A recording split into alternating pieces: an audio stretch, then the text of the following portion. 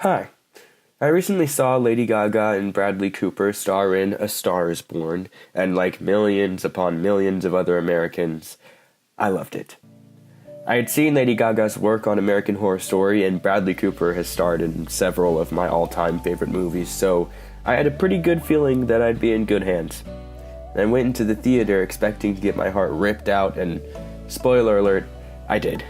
I laughed, I cried, I stuffed my face with popcorn, and I listened to Shallow on repeat for 2 weeks. I got so obsessed with this movie, in fact, that I rented all 3 versions of the movie and watched them all over the weekend. The 1976 version starring Barbra Streisand and KRIS Kristofferson, the 1954 version starring Judy Garland and James Mason, and the 1937 version starring Janet Gaynor and Frederick March.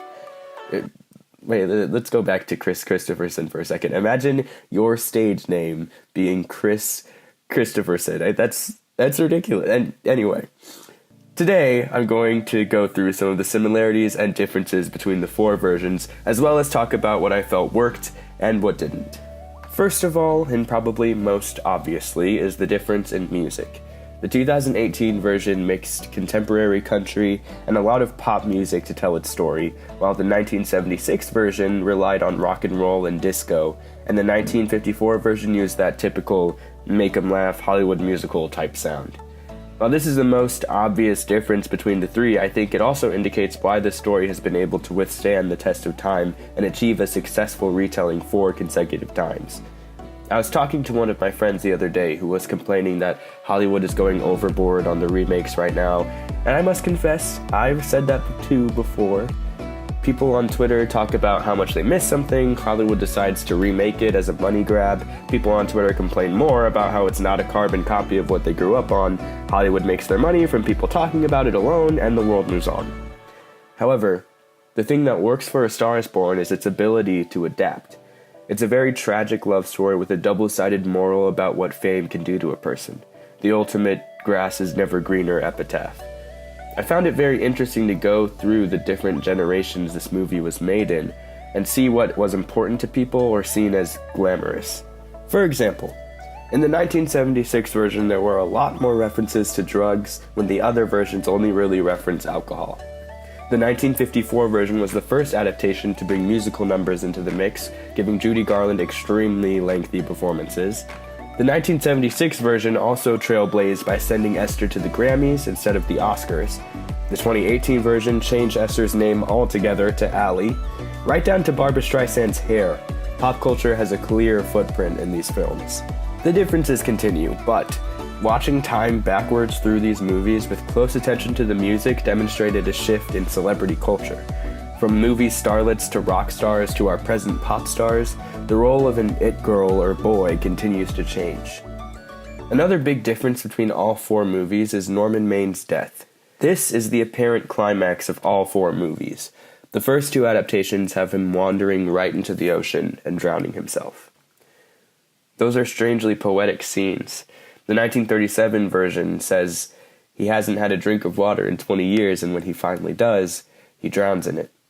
Those moments carried so much weight as Norman had his famous, "Wait, I just want to get another look at you" line before his decision to end it all. And quite honestly, the 2 more recent versions didn't hold that same power. In the 2018 version, Norman, now named Jack, hangs himself in their garage. And the 1976 version has him drunkenly driving off a cliff. While these are equally tragic events, something about him going out all Fast and Furious style seems a little tacky. I only say this because so often water is associated with cleansing and purification. Norman's decision to kill himself was a response to feeling in the way, feeling like a nuisance, and wanting Esther to soar higher than he ever could, not to be the ball and chain that keeps her down.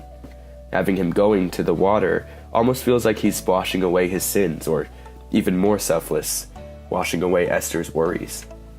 Now, Bradley Cooper's adaptation still carries that message, but nothing tugged at my heartstrings more than watching Frederick March swim farther and farther into the horizon, never to be seen again. Lastly, I wanted to discuss the leads. With 1954 having the longest runtime, it's no wonder that I fell in love with Judy Garland the most. Seeing her in The Wizard of Oz was my only frame of reference for her performance quality, so seeing her carry this movie musical on her shoulders was amazing. She had full-on dance numbers to herself. She was so expressive yet graceful, and she made it seem so easy. She often had several minute-long monologues, and I had hardly ever seen someone in an old movie be so genuine. My favorite Norman probably had to be Frederick March or James Mason. Probably Frederick March.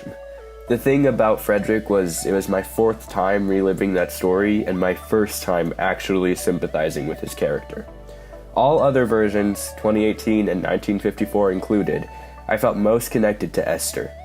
She worked very hard in the story and in real life. Lady Gaga and Judy Garland definitely took care of 99.8% of the heavy lifting. But Frederick March showed a man truly undone. His mistakes piled up behind him, and he saw the tumble coming, but he tried to pretend they weren't there. And when they finally came crashing down, the only light in his life was her. I fell in love with Frederick in this role, and I felt rather proud of myself finally getting it through my head that Norman's story is just as tragic as Esther's. The worst Esther and the worst Norman awards go to Barbra Streisand and KRIS Kristofferson. Both of their interpretations felt very awkward and unnatural.